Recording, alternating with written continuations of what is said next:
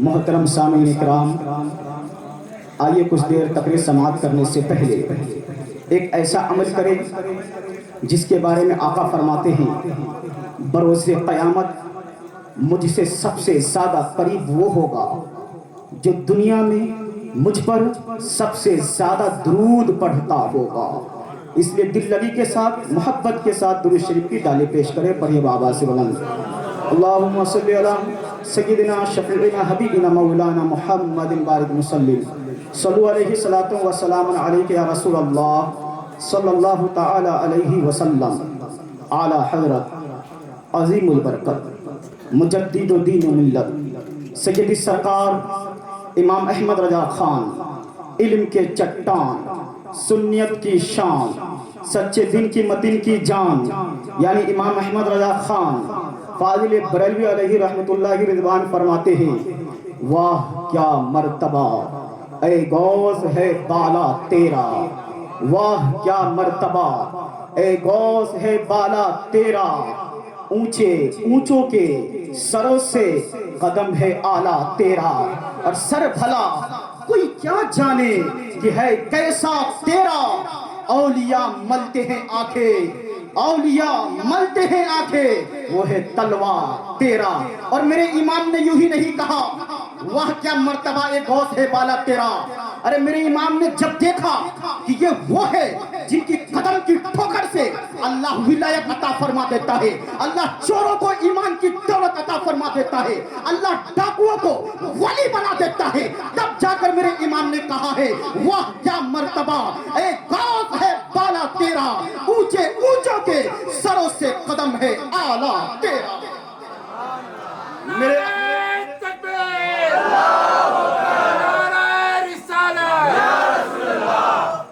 میرے آقا صلی اللہ تعالی علیہ وسلم کے پیارے دیوانوں، سب سے پہلے تو میں محمد فیروز جو کہ دلہا ہے ان کو مبارکبادی دوں گا، اور یہ مبارکبادی دینا نبی کریم صلی اللہ تعالی علیہ وسلم کی سنت ہے۔ حضرت عبد الرحمن بن عوف جو کہ عشرہ مبشرہ میں سے ہے، جب نبی کو پتا چلا کہ ان کا نکاح ہو گیا ہے تو نبی نے فرمایا اے عبد الرحمن یہ نکاح تمہیں برکت دے، یہ نکاح تمہیں خوشحال رکھے۔ میرے آقا صلی اللہ تعالی علیہ وسلم کے پیارے دیوانوں، یقیناً قابل مبارکباد ہے جناب فیروز، ان کے گھر والے اور جتنے بھی اس مجلس میں شرکت فرما ہے، کیونکہ یہ پرفتن دور جہاں لوگ ڈی جے باجے کے اہتمام میں مشغول ہے، جہاں لوگ شادی کو اصل یہی سمجھ بیٹھے ہیں کہ گانا بجاؤ، ناچ کرو اور مہندی رسم کرو، ہلدی رسم کرو اور تمام تر خرافات کو انجام دو، عورتوں کا مجلس بناؤ، مردوں کا مجلس بناؤ، بے حیائی کو عام کرو، بے شرمی کو عام کرو، اسی کو نکاح سمجھ بیٹھے ہیں۔ آج صاحب خانہ نے اس بات کی طرف اعلان کیا ہے کہ نبی کی سنت ادا ہونے جا رہی ہے، نبی کے طریقے سے ادا ہوگی، نبی کے ذکر سے ادا ہوگی۔ یقین مانو جس دن ہم نے یہ عہد کر لیا، ہم نے وعدہ کر لیا کہ جب بھی نبی کی سنت ادا کریں گے، نبی کے طریقے سے ادا کریں گے، نبی کے نام سے ادا کریں گے، یقین مانو یہ جو طلاق کا بازار گرم ہوتے ہوئے نظر آ رہا ہے، یہ جو طلاقیں ہوتی ہوئی نظر آ رہی ہے، جس دن تم نے نبی کے طریقے سے شادی کرنا شروع کر دیا، یقین مانو یہ طلاق کے بازار میں آگ لگ جائے گی، یہ طلاق کا توفری تابوت، طلاق کا جو تابوت ہے یہ ہل جائے گا۔ بس شرط یہ ہے کہ انسان نبی کے طریقے سے شادی کرنا شروع کر دے۔ یہ جو نبی کے طریقے سے جب انسان شادی کرے گا تو یاد رکھو یہ جو جملہ سننے کو ملتا ہے، کون سا جملہ کہ شادی کرو بربادی، لیکن تم جب نبی کے نام سے نبی کے طریقے سے شادی کرو گے یہ جملہ نصیب نہیں ہوگا، یہ جملہ سننے کو نہیں ملے گا۔ اگر ملے گا تو یہی ملے گا، شادی کرو آبادی، شادی کرو خوشحال ہو جاؤ گے۔ یہ کب ہوگا؟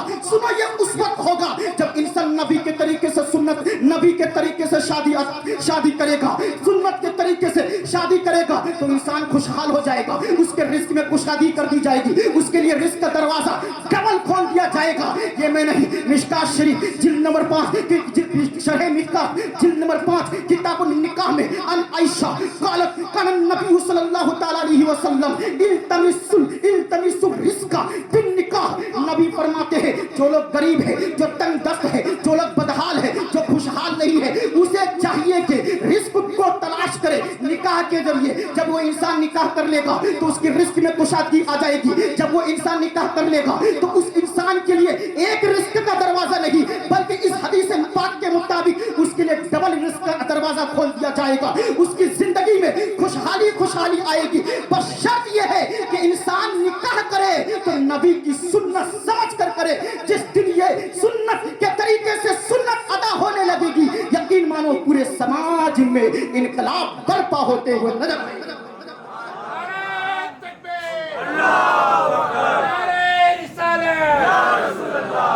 میرے آقا صلی اللہ تعالی علیہ وسلم کی پیارے دیوانوں، ابھی آیت مسنونہ میں نے پڑھی. رب کریم فرماتا ہے وَمِنْ آیَاتِهِ، اور اللہ کی نشانیوں میں سے ایک نشانی یہ ہے. کیا ہے؟ ان خلق لکم من انفسکم ازواجا. وہ یہ ہے کہ اللہ تعالی نے تمہیں میں سے، تمہاری جانوں میں سے تمہارے لیے جوڑا پیدا فرمایا. کیا پیدا فرمایا؟ اور یہ جوڑا پیدا فرما کر رب کہہ رہا ہے کہ اللہ کی نشانیوں میں سے ایک نشانی ہے. مطلب یہ ہے کہ رب کو پہچاننے کے لیے ایک ذریعہ ہے، ایک وسیلہ ہے کہ رب کی معرفت ہو. جو لوگ کہتے ہیں کہ اللہ کا وجود ہی نہیں ہے، اللہ کوئی چیز ہی نہیں ہے، اللہ ہوتا ہی نہیں ہے، اس کو وجود کو ماننے کے لیے، اللہ کو پہچاننے کے لیے ایک ذریعہ یہ بھی ہے کہ وہ جوڑے پہ غور کرے. کیونکہ جب انسان کی تخلیق ہوتی ہے، کوئی انسان کسی چیز کو بناتا ہے، میل بناتا ہے تو فیمیل نہیں بنا سکتا، فیمیل بناتا ہے تو میل نہیں بنا سکتا. آپ نوٹ کر لو، ٹرین ہے، ٹرین کا فیمیل نہیں ملے گا. ہوائی جہاز ہے، اس کا فیمیل نہیں ملے گا. یعنی انسان جب کوئی چیز بناتا ہے تو جوڑا نہیں بنا سکتا، میاں بیوی نہیں بنا سکتا، ایک دوسرے کا تابع مطبوع نہیں بنا سکتا. وہ صرف رب قدیر کی ذات ہے. جب بناتا ہے تو شیر بھی بناتا ہے، شیرنی بھی بناتا ہے، مرد بھی بناتا ہے، عورت بھی بناتا ہے. وہ رب کریم جب بناتا ہے تو ایسا بناتا ہے، چاہے چرند ہو، چاہے پرند ہو، چاہے جانور ہو، چاہے انسان ہو، چاہے درخت ہو. رب کریم نے ہر ایک چیز کا جوڑا بنایا ہے. جہاں پر میل بنایا ہے وہاں پر فیمیل بنایا ہے. بندہ مجبور ہے کہ بندہ اگر میل بنا پاتا ہے تو فیمیل نہیں بنا پاتا، فیمیل بناتا ہے تو میل نہیں بناتا. صرف رب قدیر کی ایک ذات ہے جو عورت بھی پیدا فرماتا ہے، مرد بھی پیدا فرماتا ہے، جو جانور میں شیر بھی پیدا فرماتا ہے اور شیرنی بھی پیدا فرماتا ہے. جب تم صرف جوڑے پہ غور کرو گے تو ماننے پہ مجبور ہو جاؤ گے کہ ہاں خدا ہے، وہی خدا ہے جو جوڑا پیدا فرماتا ہے. ذرا نوٹ کرو، رب کریم نے ارشاد فرمایا ہے خالق لکم من انفسکم، وہ جو تمہاری جانوں میں سے پیدا فرمایا ہے، تمہاری جانوں سے پیدا فرمایا ہے. میں پوچھنا چاہتا ہوں، ذرا اشارے کو سمجھو. رب کریم نے آدم علیہ السلام کو پیدا فرمایا تو مٹی سے پیدا فرمایا، بے جان سے پیدا فرمایا. لیکن جب عورت کی باری آئی، جب اماں حوا کو پیدا کرنے کی باری آئی تو رب کریم نے مٹی کا استعمال نہیں کیا، رب کریم نے پانی کا استعمال نہیں کیا، رب کریم نے درختوں کا استعمال نہیں کیا، رب کریم نے حجر کا استعمال نہیں کیا. جب حوا کو پیدا کرنے کی باری آئی، جب عورت کو پیدا کرنے کی باری آئی تو رب کریم نے آدم علیہ السلام سے حوا کو پیدا فرمایا. یعنی زندے سے حضرت حوا کو پیدا فرمایا. عرض ہوتا ہے اے رب کریم تو چاہتا تو مٹی سے بھی پیدا کر سکتا تھا، تو چاہتا تو پانی سے بھی پیدا کر سکتا تھا، تو چاہتا تو زمین سے بھی پیدا کر سکتا تھا. تو گویا کہ رب کریم اشارہ دے رہا ہے اگر میں مٹی سے حوا کو پیدا کرتا، مٹی سے آدم کو پیدا کیا تو ہو سکتا تھا کہ یہ انسان اپنا عقل کا گھوڑا دوڑاتا اور کہتا کہ رب کریم تو صرف مٹی سے پیدا کر سکتا ہے، رب کریم کی طاقت تو صرف مٹی میں ہے. رب کریم نے زندہ سے حوا کو پیدا کر کے بتلا دیا کہ وہ رب مٹی سے بھی انسان کو پیدا کر سکتا ہے اور انسان سے بھی انسان کو بنا سکتا ہے. وہ رب کریم کا اعلان دیکھو اور حکمت سنو. رب کریم نے عورت کو مرد سے ہی کیوں پیدا فرمایا ہے؟ سنو، انسان کے اعضاء کو، انسان کو خود کے جسم سے محبت ہوتی ہے، انسان کو اپنے ہاتھ سے محبت ہوتی ہے، انسان کو اپنے پیر سے محبت ہوتی ہے، انسان کو اپنے بدن سے محبت ہوتی ہے. سنو، رب کریم نے انسان سے ہی کیوں عورت کو پیدا فرمایا، مرد سے ہی کیوں عورت کو پیدا فرمایا؟ اس لیے پیدا فرمایا کہ خود کو انسان خود کے جسم سے محبت ہوتی ہے.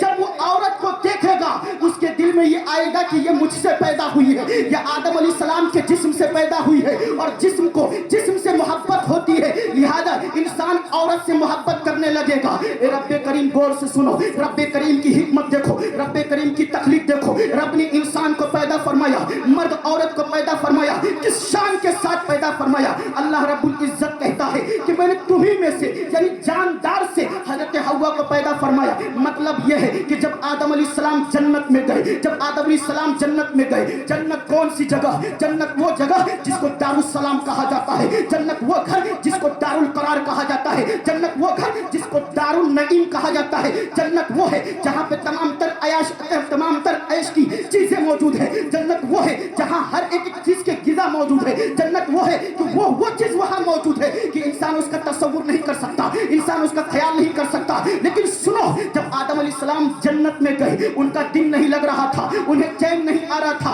तो रब्बे करीम ने आदम अलैहिस्सलाम के बाएं पसली से माँ हव्वा को पैदा फरमाया, जिंदा से पैदा फरमाया। इसीलिए आपको हव्वा नाम रखा। हय्युन का माना जिंदा होता है, हव्वा का नाम हव्वा इसलिए रखा गया है क्योंकि आप जिंदा से पैदा किए गए हैं। आदम अलैहिस्सलाम जिंदा थे, उससे पैदा किए गए हैं। सोचो, इस्लाम के चैलेंज करने वालों, इस्लाम को नीचा दिखाने के लिए ये कहने वालों कि इस्लाम ने औरतों के मकाम को दबा रखा है, इस्लाम ने औरतों को नीचा दिखा रखा है। सुनो, इस्लाम ने औरतों को वो मकाम दिया है, वो रुतबा दिया है, वो शान दिया है कि इंसान जन्नत में चला जाए, इंसान दारुल करार में चला जाए, इंसान दारुल नईम में चला जाए। लेकिन अगर वहां पर औरत ना हो तो रब्बे करीम इंसान का यानी मर्द का दिल नहीं लगने देता, मर्द को दिल नहीं लगता है। दिल अगर लगता है तो औरत से लगता है। गोया सुन लो, जिस तरह दुनिया में घर आबाद होती है, घर आबाद होता है तो औरत से होता है,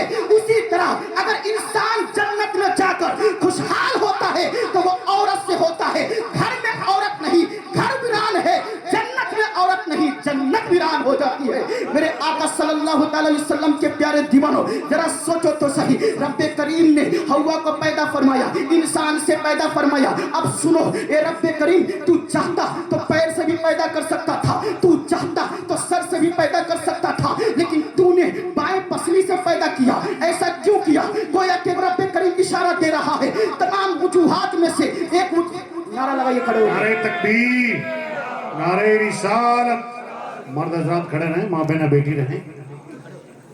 नारे तकबीर, अल्लाह नारे रिसालत। या रसूलुल्लाह सल्लल्लाहु अलैहि वसल्लम। आइए तशरीफ लाइए।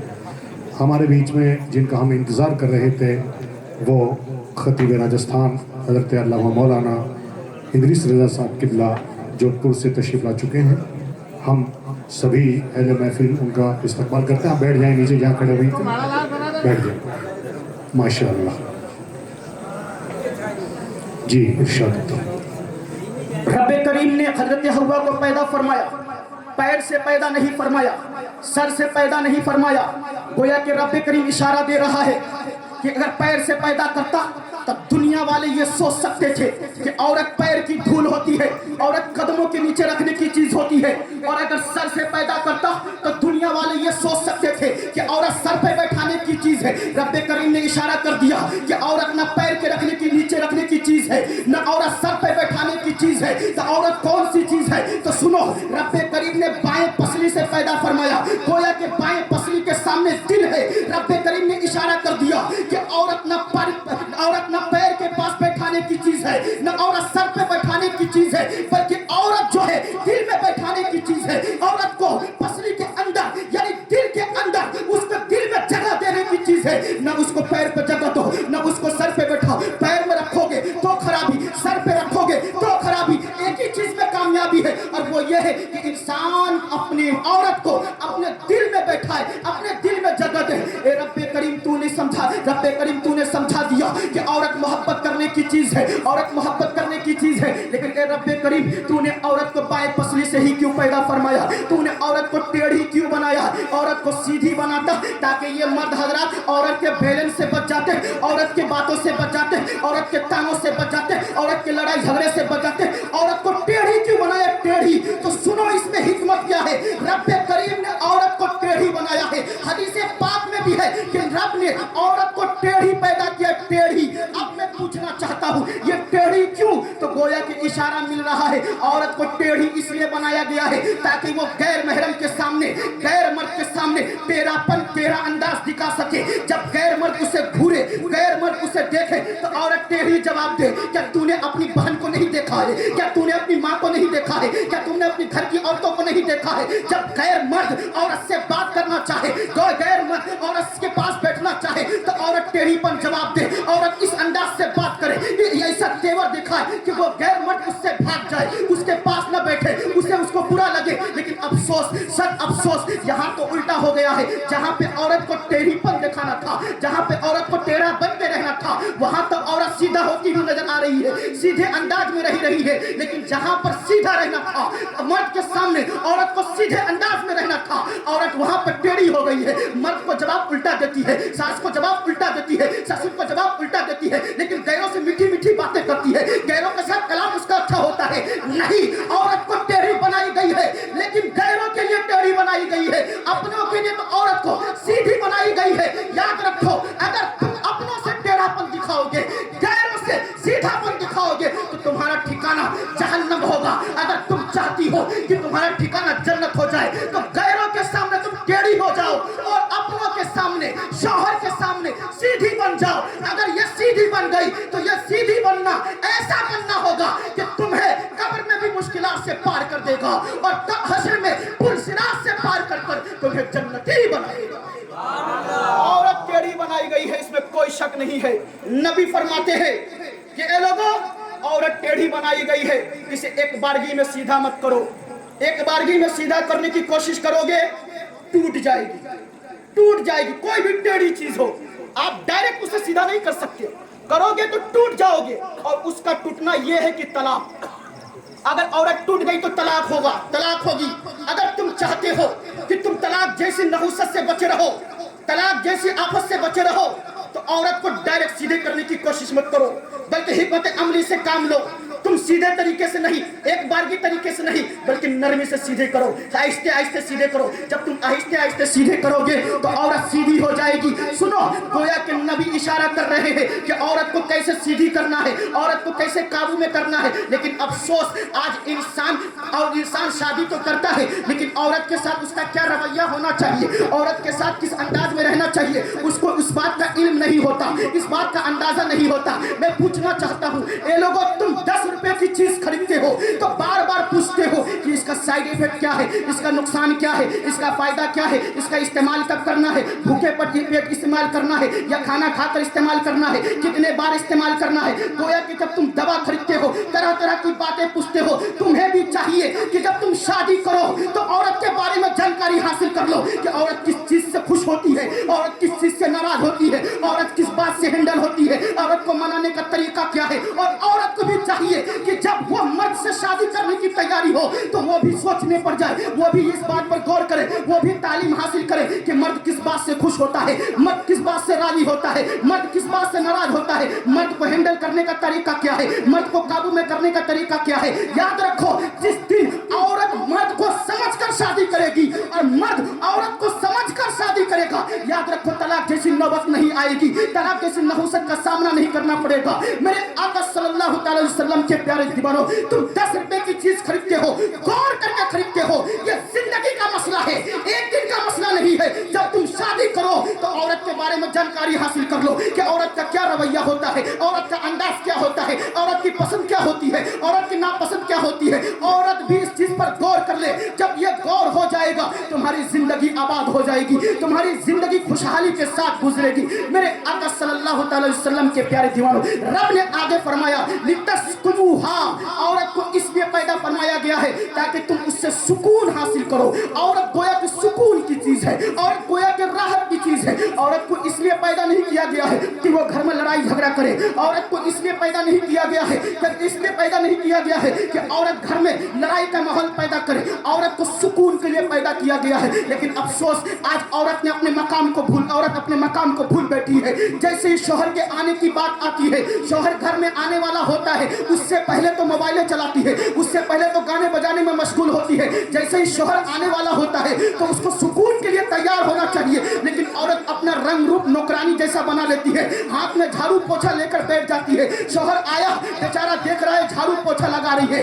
नहीं, तुम इसलिए नहीं रखी गई हो कि तुम झाड़ू पोछा से शौहर को खुश करो, बल्कि तुम्हें इसलिए बनाया गया है कि तुम अपने रवैये से, अपने अंदाज से, जब शौहर आने वाला हो, इस तरीके جاؤ کہ شوہر جب دروازہ کھولے تمہیں دیکھ کر خوش ہو جائے. تم سے شوہر کو سکون ملنا چاہیے, تم سے شوہر کو قرار ملنا چاہیے, تم سے شوہر کو راحت ملنی چاہیے. ایسا نہیں ہونا چاہیے کہ تم شوہر کی بے چینی کا سبب بن جاؤ, تم شوہر کے لیے قرار چھین لو, بلکہ عورت کو اس انداز سے رہنا چاہیے کہ شوہر جب دیکھے عورت سے خوش ہو جائے. میرے آقا صلی اللہ علیہ وسلم کے پیارے دیوانوں, آگے رب فرماتا ہے وَجَعَلَ بَيْنَكُمْ مَوَدَّةً وَرَحْمَةً, اور اللہ نے تمہارے لیے تمہارے درمیان میں محبت پیدا فرما دی ہے, رحمت پیدا فرما دیتی ہے, فرما دیا ہے. بس سمجھ میں آ گیا کہ رب کریم نے انسان کو پیدا کیا, اور جب انسان نکاح کرتا ہے تو 3 نعمتیں رب عطا فرماتا ہے. 3 وہ نعمت میں سے پہلی نعمت تو یہ ہے کہ انسان کو سکون ملتا ہے. اگر یہی سکون اگر انسان غیر عورت سے حاصل کرنے جائے تو یہ سکون